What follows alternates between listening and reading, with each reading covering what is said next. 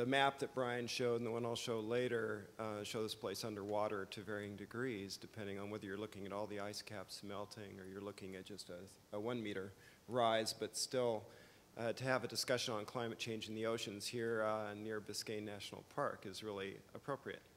I have 3 points to make today. One is that the challenges that we're talking about occur on time frames that are not necessarily intelligible to humans. Second, that a lot of what we're talking about is out of view. And third, that there's a problem with emotional connection to these issues that those of us in the communication industry are challenged to build. And so what I brought are a few examples of National Geographic products that have, to varying degrees, been innovative in approaching these challenges, and just to hopefully stimulate this kind of collaboration in this group and thinking creatively about how you actually get these, as Kenny has noted, somewhat complex and intractable propositions before a broad, hopefully increasingly responsible global citizenry. So if I could start off, I have a video from Jim Balog's work on extreme ice. This is a show that we aired in the early part of this year that actually focuses on how to get ice melting intelligible in a different time frame. Jim and I had a conversation a couple of years ago as he was embarking on this notion of how do I photograph glacial ice and glacial retreat, and I suggested doing time-lapse photography, and he's now done it on over 12 glaciers around the world, and is bringing a new perspective to light in partnership with geologists who are interested in studying and visualizing this phenomenon. So if you could roll the 1 minute clip, please. Yeah, the camera's here, but what happened to the glacier? When I was here a year ago, the calving face was just right there.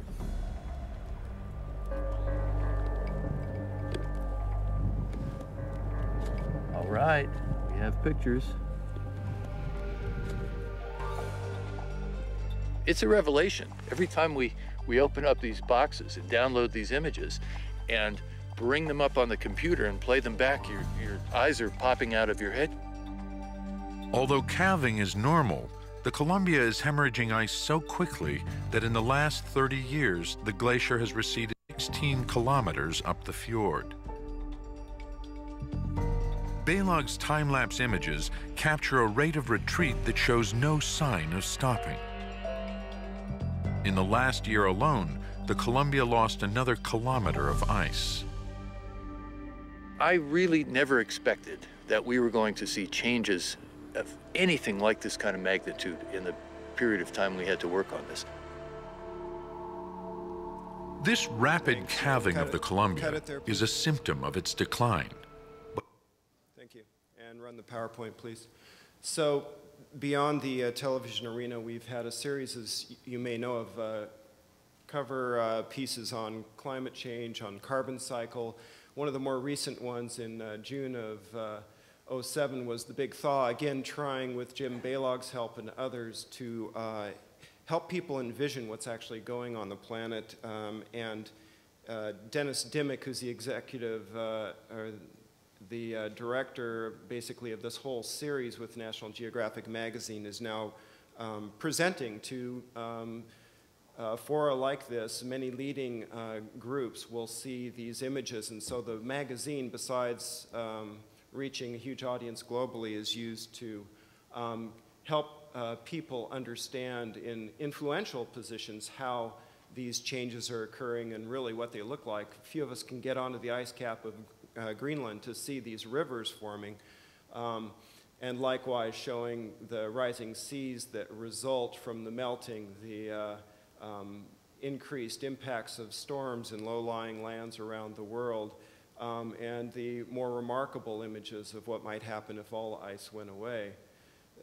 These losses at the poles can be seen with remote sense data, and likewise brought to the fore through our publications to help people understand that in reality this is a real phenomenon. Even though it's way away from their world, it will, in the case of Miami in particular, affect them in due course. And so to alert people to this kind of process is becoming ever more important, and Geographic is at the forefront of trying to elevate the dialogues and envision what's happening. Here you have an image of the thaws that occur in the polar regions, which are actually occurring a week earlier now.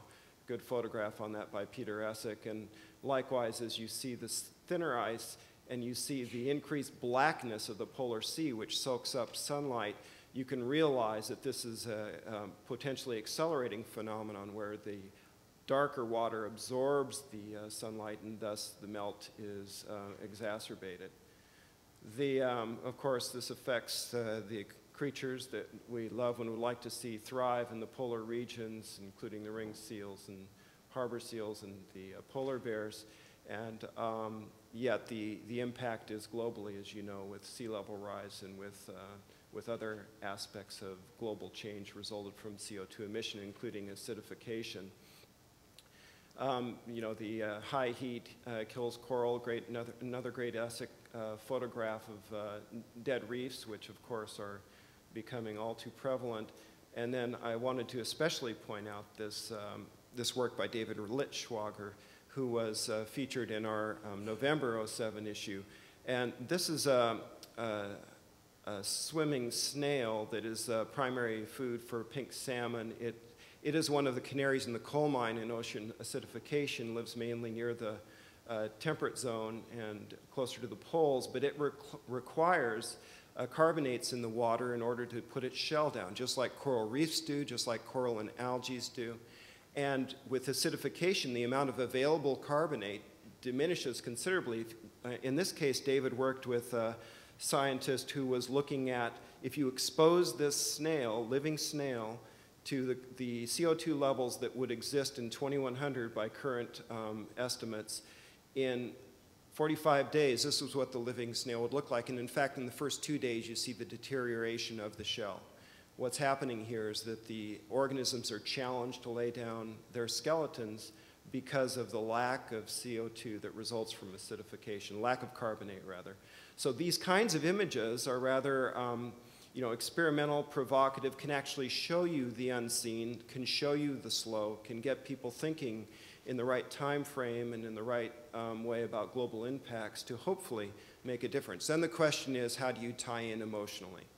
And I'll show one other thing that's helpful and will come out. This is a sneak preview of a National Geographic magazine piece that will be in our December issue, and it's an analogy called carbon bathtub. Gets people thinking about what goes into the atmosphere and what goes out. And in fact, the big challenge and the thing people don't see is that the drainage of that tub is really quite slow. In fact, with the current CO2 levels that man has created on the planet, it'll take a couple centuries to absorb that CO2 out of the atmosphere. 25% of that is into the oceans and ultimately goes into the deep ocean by slow currents and is absorbed into rock structures. But in fact, it's like, you know, you have a waistline that you want to keep down. You've eaten all these great desserts, and you think, okay, in the next month, I'm going to work this off. Well, in fact, you've got 2 centuries, buddy, to get rid of those extra inches. It's really a difficult challenge that this is being teed up to help out in the Copenhagen discussions to get people thinking realistically about the time frames involved in getting the CO2 back out of the atmosphere. Now, finally, I want to tell you, how do you get to the hearts and minds of people? One thing we're doing that you should know about is this April 30th and May 1st, we're having a 24-hour all-species inventory in Biscayne National Park. This is the first marine BioBlitz ever. We have 100 to 150 scientists, including University of Miami scientists, who will be out there with families, kids, learning about what's in Biscayne National Park. It's not just a flat area that you go party on. You know, this is an area that is affected by people in Miami. It's affected by people around the world.